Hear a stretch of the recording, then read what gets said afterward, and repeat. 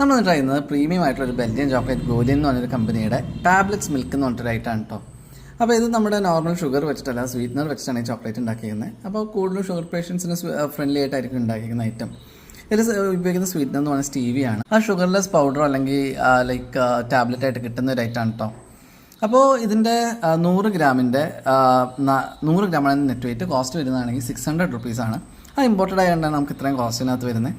അതുമാതിരി തന്നെ ഇതിനകത്ത് 25 ഗ്രാമിൻ്റെ 4 പീസായിട്ടാണ് നമുക്ക് കിട്ടുന്നത്. ഇതിൽ മെയിൻ ഇൻഗ്രീഡിയൻസ് എന്ന് പറഞ്ഞാൽ കൊക്കോ ബട്ടറും അതുമാതിരി തന്നെ കൊക്കോ മാസും വൈറ്റ് മിൽക്ക് പൗഡറും ഒക്കെയാണ്.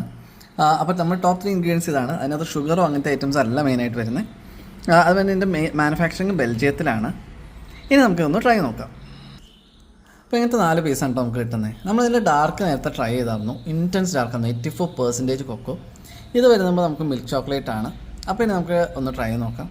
അപ്പോൾ നമ്മളത് ഒരു പീസ് ഒടിച്ചെടുത്തു. അത്യാവശ്യം നല്ല കയ്യിലേക്ക് മെൽറ്റായി വരുന്നുണ്ട് കേട്ടോ. ഇതിൻ്റെ ടേസ്റ്റ് വൈസ് ഒന്ന് നോക്കാം. നമ്മൾ പഞ്ചസാര ഇടാത്ത ചോക്ലേറ്റ് ആയിരുന്നു തന്നെ അധികം മധുരം നമുക്ക് ഫീൽ ചെയ്തില്ല. പിന്നെ നമുക്കിവിടെ കിട്ടുന്ന ചോക്ലേറ്റിൻ്റെ ഒരു ടെക്സ്ചറല്ല. ഇത്രയാണെങ്കിൽ കുറച്ചൊരു എന്താ പറയുക, ഒരു റബ്ബറി ടെക്സ്ചറാണ്. ടേസ്റ്റ് വൈസ് കിടലിനാണ്. അത്യാവശ്യം എല്ലാവർക്കും ഇഷ്ടപ്പെടുമെന്ന് അറിയില്ല, പക്ഷേ ഡെഫിനറ്റായിട്ടും വർത്ത് ട്രൈയിങ് ആണ്. അതിൻ്റെ കോസ്റ്റ് ഭയങ്കര ഹെവിയാണ്, പക്ഷേ അതുമാതിരി തന്നെ പ്രോഡക്റ്റിൻ്റെ ക്വാളിറ്റിയും പ്രീമിയം തന്നെയാണ്. പിന്നെ ഇമ്പോർട്ട് വന്നതിൻ്റെ കോസ്റ്റ് നമുക്ക് എക്സ്ട്രാ വരും. അപ്പോൾ ഡെഫിനറ്റായിട്ടും കിട്ടാൻ ട്രൈ ചെയ്യുക. ചാനൽ ഇഷ്ടമെങ്കിൽ സബ്സ്ക്രൈബ് ചെയ്യുക.